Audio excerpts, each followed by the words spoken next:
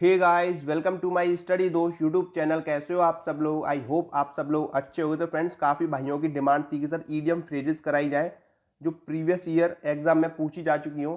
तो भाई हम आपके लिए लेके आए मोस्ट इंपॉर्टेंट ईडीएम फ्रेजेस जो आपके एग्जाम में पूछी जा चुकी हैं और आने वाले एग्जाम्स के लिए मोस्ट इंपॉर्टेंट रहने वाली हैं। तो चलो स्टार्ट करते हैं। फर्स्ट, रैंक एंड फाइल का मतलब क्या होता है? Ordinary people. क्या होता है ऑर्डिनरी पीपल? अगर आप इसको डायरेक्ट याद करोगे तो एक दिन में भूल जाओगे, बट आप इसको रिलेट करके याद करोगे तो डेफिनेटली एक मंथ तक भूलने वाले नहीं हो। तो हम इसको रिलेट करके कैसे याद करेंगे?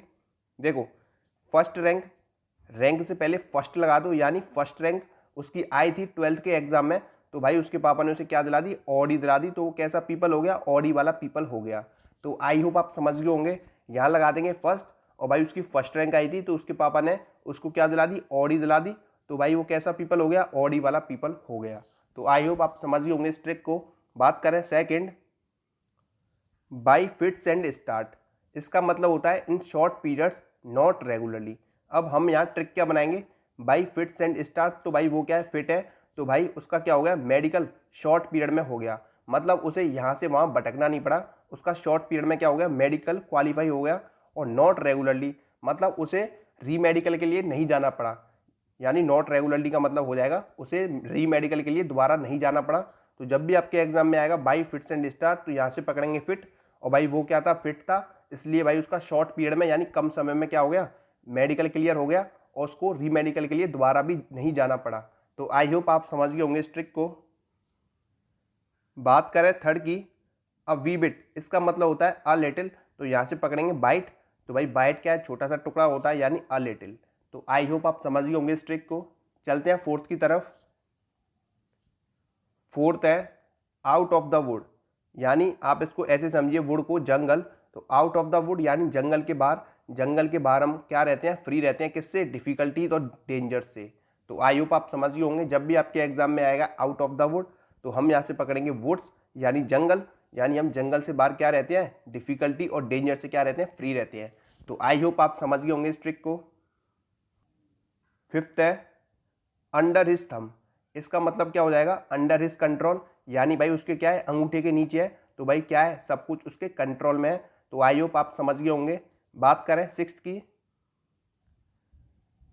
Eight once wits and. इसका मतलब होता है in a state where one does not know what to do.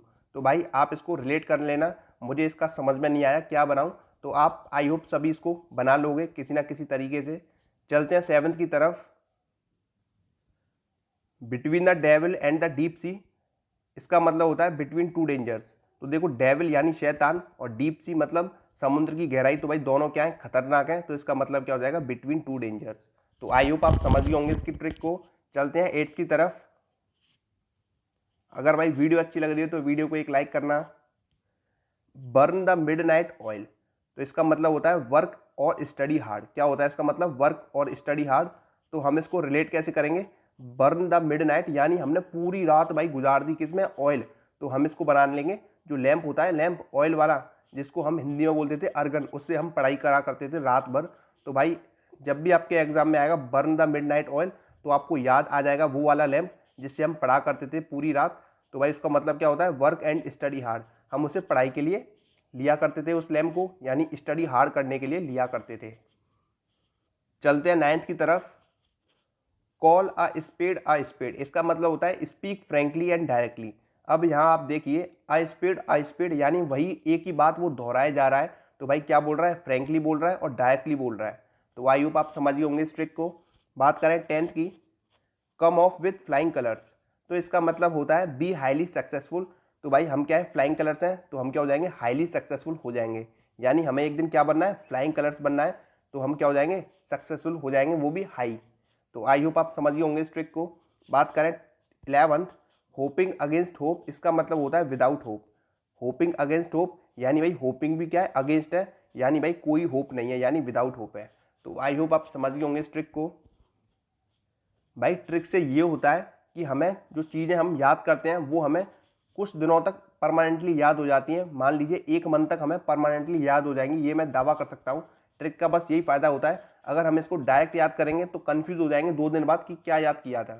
तो आई होप आप समझ गए होंगे ट्रिक का यही मतलब होता है कि हम उसे लंबे समय तक याद कर सकें, जो हमने पढ़ा है उसे हम लंबे समय तक याद कर सकें। बस ट्रिक का यही फ़ायदा होता है। चलते हैं 12th की तरफ। 12th है hit the nail on the head. इसका मतलब होता है डू और से द एग्जैक्ट थिंग। क्या होता है? डू और से द एग्जैक्ट थिंग। तो भाई आप इसको रिलेट कर लीजिएगा, एक पहले वाली और एक इसको आप रिलेट कर लीजिएगा। मुझे पता है सभी भाई लोग इसको कहीं ना कहीं रिलेट कर लेंगे। तो चलते हैं 13 की तरफ। चलते हैं 13 की तरफ। एन एक्स टू ग्रिंड, इसका मतलब क्या होता है? A personal interest in the matter. क्या होता है? A personal interest in the matter. तो आप इसको ऐसे समझिए, सर्दियों में क्या होता है, कुछ लोग आग जलाकर यानी फायर जलाकर उसके पास बैठ जाते हैं, और कुछ लोग क्या करते हैं, लकड़ी लेकर और कुल्हाड़ी से काटते हैं। तो भाई हर किसी की अलग अलग पर्सनल इंटरेस्ट है। तो आई होप आप समझ गए होंगे इस ट्रिक को। जब भी आपके एग्जाम में आएगा एन एक्स टू ग्रिंड, इसका मतलब क्या होता है? A personal interest in the matter. तो चलते हैं नेक्स्ट 14। चलते हैं 14 की तरफ। टू गेट रिड ऑफ, इसका मतलब क्या होता है? Dispose of. ये तो भाई आपको वैसे ही याद हो गया होगा क्योंकि काफ़ी बार एग्जाम में पूछा जा चुका है। टू गेट रिड ऑफ, तो इसका क्या होता है? Dispose of. बात करें 15 की। एट डैगर्स ड्रॉन, इसका मतलब होता है बिटरली होस्टाइल। क्या होता है? Bitterly hostile. तो यहाँ से पकड़ेंगे डेगर यानी डेंजर। क्या हो रहा है? डेंजर। और होस्टाइल मैंने आपको बताया था, इसका मतलब क्या होता है? होस्टिलिटी का मतलब दुश्मनी, दुश्मन। तो यहाँ से क्या बनाएंगे? डेंजर, और भाई क्या है? दुश्मनी है। तो आई होप आपको थोड़ा थोड़ा याद हो गया होगा, रिलेट लग रहा होगा आपको कि भाई ये इससे रिलेट कर रहा है। तो एट डैगर्स ड्रॉन का मतलब क्या होता है? Bitterly hostile. चलते हैं 16 की तरफ। 16 है to play ducks and drakes. इसका मतलब होता है टू एक्ट फुलिशली और इनकंसिस्टेंटली। क्या होता है? टू एक्ट फुलिशली और इनकंसिस्टेंटली। तो हम इसकी ट्रिक क्या बनाएंगे? To play ducks and drakes. देखो भाई, मतलब एयरफोर्स के एग्जाम सिर पर है और वो क्या कर रहे हैं? खेल रहे हैं। वो भी कौन सा गेम? डक्स एंड ड्रेक्स का। तो आई होप आप समझ गए होंगे, एयरफोर्स के एग्जाम है और वो क्या कर रहे हैं भाई? खेल रहे हैं डक्स एंड ड्रेक्स का गेम। तो भाई वो क्या कर रहे हैं? मूर्खता वाला काम कर रहे हैं, यानी मूर्खों वाला काम कर रहे हैं, टू एक्ट फुलिशली। तो आई होप आप समझ गए होंगे इस ट्रिक को। बात करें 17 की। 17 है to take the bull by the horns. इसका मतलब क्या होता है? To tackle a problem in a bold and direct fashion. तो आप इसको रिलेट कर लीजिएगा। मुझे इसका रिलेट मिल नहीं रहा है तो आप कर लीजिएगा। मुझे पता है सभी भाई लोग इसका रिलेट कहीं ना कहीं से कर लेंगे। तो चलते हैं 18 की तरफ। रेन कैट्स एंड डॉग्स, इसका मतलब होता है रेन हैविली। देखो हम तो भाई घर के अंदर रहते हैं, हमें तो भाई बारिश नहीं लगती, बट जो डॉग्स और कैट्स हैं उनको भाई क्या लगती है? बारिश बहुत तेज़ लगती है। इसका मतलब हो जाएगा रेन हैविली, क्योंकि वो तो भाई घर के बाहर होते हैं तो उनको क्या होता है? रेन हैविली लगता है, यानी बारिश भाई बहुत तेज़ लगती है उनको। क्योंकि हम तो भाई घर के अंदर रहते हैं बट उनको बारिश क्या लगती है? बहुत तेज़ लगती है। तो यहाँ से हम इसकी ट्रिक बना लेंगे। चलते हैं 19 की तरफ। 19 है to move heaven and earth. इसका मतलब होता है to make a supreme effort. क्या होता है? To make a supreme effort. तो हम इसकी ट्रिक क्या बनाएंगे? हेवन यानी स्वर्ग, स्वर्ग भी एक है, अर्थ पृथ्वी क्या है? एक है। तो सुप्रीम कोर्ट, सुप्रीम एफर्ट का हम क्या बनाएंगे? Supreme court. तो भाई सुप्रीम कोर्ट भी क्या है? एक है। तो हम आसानी से इसकी ट्रिक बना लेंगे। To move heaven and earth का मतलब क्या होता है? To make a supreme effort, यानी सुप्रीम कोर्ट एक ही है, यानी हेवन भी एक ही है, अर्थ भी एक ही है, तो सुप्रीम कोर्ट भी क्या होगा? एक ही होगा। तो आई होप आप इसको याद कर लोगे। चलते हैं 20 की तरफ। नो अवेल, इसका मतलब होता है विदाउट एनी रिजल्ट। क्या होता है? Without any result. तो भाई यहाँ से इसकी ट्रिक क्या बनाएंगे? नो बेल, यानी नो बेल, उसकी कोई बेल नहीं हुई है, यानी कोई रिजल्ट नहीं आया है। तो आई होप आप समझ गए होंगे इसकी ट्रिक को। नो अवेल यानी नो बेल, और उसकी क्या नहीं हुई है? बेल नहीं हुई है, तो भाई उसके क्या नहीं आए? रिजल्ट नहीं आए। तो चलते हैं नेक्स्ट। नेक्स्ट है bark up the wrong tree. इसका मतलब होता है अक्यूज और डिनाउंस द रॉन्ग पर्सन। क्या होता है? अक्यूज और डिनाउंस द रॉन्ग पर्सन। तो आप इसको रिलेट कर लीजिएगा। Break up the wrong tree, इसका मतलब क्या होता है? अक्यूज और डिनाउंस द रॉन्ग पर्सन। बात करें 22।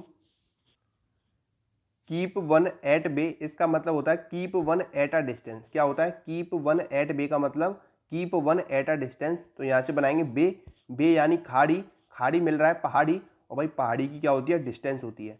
तो आई होप आप समझ गए होंगे। जब भी आपके एग्जाम में आएगा कीप वन एट बे, तो आप यहाँ से बनाएंगे बे, बे माने खाड़ी, खाड़ी मिल रही है पहाड़ी, और पहाड़ी की क्या होती है भाई? डिस्टेंस होती है। तो आई होप आप समझ जाएंगे keep one at a distance इसका राइट आंसर होगा। चलते हैं नेक्स्ट 23। 23 है, make a clean breast of it. इसका मतलब होता है confess specially when a person has done a wrong thing. तो भाई आप इसको रिलेट कर लीजिएगा। Make a clean breast of it का मतलब क्या होता है, confess specially when a person has done a wrong thing. चलते हैं 24 की तरफ। Have a card up one sleeve. इसका मतलब होता है have a secret plan in reserve. तो बात करें इसके ट्रिक की, तो भाई कार्ड यानी पत्ते, और भाई पत्ते में हम क्या करते हैं, लास्ट में एक सीक्रेट प्लानिंग रखते हैं कि भाई उस चाल को हम क्या करेंगे, लास्ट में खेलेंगे। तो आई होप आप समझ जाएंगे इस ट्रिक को कि जब भी आपके एग्जाम में आएगा have a card up one sleeve, तो इसका मतलब क्या होता है have a secret plan in reserve. यानी हमने क्या रखा है, सीक्रेट प्लान रखा है बाद के लिए, जो कि हम पत्तों में खेलते हैं तो बाद में हम क्या रखते हैं, एक अच्छा सा प्लान रखते हैं कि भाई ये वाली हम चाल चलेंगे लास्ट में और हम आसानी से जीत जाएंगे। तो आई होप आप समझ गए होंगे इस ट्रिक को। बात करें 25, like a cat on hot bricks. इसका मतलब होता है वेरी नर्वस। क्या होता है, वेरी नर्वस। तो हम इसकी ट्रिक क्या बनाएंगे भाई, हॉट ब्रिक्स यानी गर्म ईंट पर किसको बिठा दिया, कैट को बिठा दिया यानी बिल्ली को बिठा दिया। तो भाई मैं क्या हूँ, बहुत नर्वस हूँ, वेरी नर्वस। तो आई होप आप समझ जाएंगे जब भी आपके एग्जाम में आएगा like a cat on hot bricks, तो भाई हॉट ब्रिक्स यानी गर्म ईंट पर किसको बिठा दिया, कैट को बिठा दिया। तो भाई मैं बहुत नर्वस हूँ, क्या होगा उस कैट का। चलते हैं 26 की तरफ। Cat and dog life. इसका मतलब होता है लाइफ फुल ऑफ क्वेरल्स। यानी कुत्ते और बिल्ली की भाई दोस्ती कैसी होती है, झगड़े की होती है। तो आपने देखा होगा पूरी ज़िंदगी उनकी झगड़े में निकल जाती है। हमेशा डॉगी पीछा करता है बिल्ली का, यानी दोनों में क्या होता है, मतभेद होता रहता है, झगड़ा होता रहता है। तो आई होप आप समझ जाएंगे। चलते हैं 27 की तरफ। Cock and bull story. इसका मतलब होता है made up story that one should not believe. क्या होता है, made up story that one should not believe. तो भाई इसकी हम ट्रिक क्या बनाएंगे कि कॉक ने किसको स्टोरी सुनाई, बुल को स्टोरी सुनाई। तो भाई मैं तो इस पर विश्वास नहीं कर सकता कि भाई कॉक ने बुल को स्टोरी सुनाई होगी। तो भाई इसका मतलब क्या हो जाएगा, मेड अप स्टोरी एक ऐसी स्टोरी जिस पर हम भरोसा नहीं कर सकते। तो आई होप आप समझ जाएंगे जब भी आपके एग्जाम में आएगा कॉक एंड बुल स्टोरी, तो भाई यहाँ से ट्रिक बनाएंगे कि भाई कॉक ने क्या सुनाई, स्टोरी सुनाई किसको, बुल को। तो भाई मैं तो इस बात पर विश्वास नहीं कर सकता। तो आई होप आप भी इस पर विश्वास नहीं करेंगे और इसी को टिक करके आएंगे। चलते हैं नेक्स्ट 28 की तरफ। Cry for the moon. इसका राइट क्या होता है, आस्क फॉर द इम्पॉसिबल। क्या होता है, आस्क फॉर द इम्पॉसिबल। तो हम इसकी ट्रिक क्या बनाएंगे, क्राई फॉर द मून। भाई मून से क्यों चिल्ला रहे हो कि मुझे ये दे दो, एयरफोर्स की वर्दी दे दो, नेवी की वर्दी दे दो। भाई जब तक मेहनत नहीं करोगे तब तक कुछ नहीं होगा। तो क्राई फॉर द मून, भाई मून से चिल्ला रहा है फालतू में, जबकि उसे पता है कि कुछ इम्पॉसिबल नहीं है, मतलब उसे कुछ नहीं मिलेगा, इम्पॉसिबल है। ये क्या है, एक इम्पॉसिबल है कि मून से मांगेगा तो उसे वर्दी दे देगा, ऐसा कुछ नहीं है। जब तक आप मेहनत नहीं करोगे तब तक कुछ नहीं मिलने वाला। तो इसका राइट क्या हो जाएगा, आस्क फॉर द इम्पॉसिबल। तो जब भी आपके एग्जाम में आएगा क्राई फॉर द मून, तो इसका राइट क्या होगा, आस्क फॉर द इम्पॉसिबल। क्योंकि भाई वो किससे मांग रहा है, मून से मांग रहा है, जो कि क्या है, इम्पॉसिबल है। तो आई होप आप समझ जाएंगे इस ट्रिक को। चलते हैं next 29, the pros and cons. इसका मतलब होता है the various aspects of a matter in detail. तो भाई इसकी आप ट्रिक बना लेना खुद। हम चलते हैं नेक्स्ट। तो जब भी आपके एग्जाम में आएगा द प्रोस एंड कॉन्स, तो इसका मतलब होता है the various aspects of a matter in detail. 30 है, be in a tight corner. तो इसका मतलब होता है in a very difficult situation. क्या होता है, in a very difficult situation. तो आप इसको ऐसे समझिए कि हम टाइट कॉर्नर से पकड़ रहे हैं, तो भाई डिफिकल्ट सिचुएशन तो होगी, क्योंकि हम एक लास्ट छोर से पकड़ रहे हैं, कॉर्नर से पकड़ रहे हैं, तो भाई डिफिकल्ट सिचुएशन है ये हमारे लिए। तो आई होप आप समझ जाएंगे इसकी ट्रिक को। Be in a tight corner जब भी आपके एग्जाम में आएगा तो हम समझ जाएंगे भाई टाइट कॉर्नर यानी डिफिकल्ट सिचुएशन है उस वक्त। तो इसका राइट क्या हो जाएगा, इन अ वेरी डिफिकल्ट सिचुएशन। तो आई होप आप समझ गए होंगे इस ट्रिक को। आज के लिए बस इतना ही। अगर वीडियो अच्छी लगी हो तो वीडियो को एक लाइक करना और हो सके तो एक शेयर कर देना। तो मिलता हूँ आपको नेक्स्ट वीडियो में, जब तक के लिए जय हिंद, जय Bharat, Vande Mataram, take care, bye bye.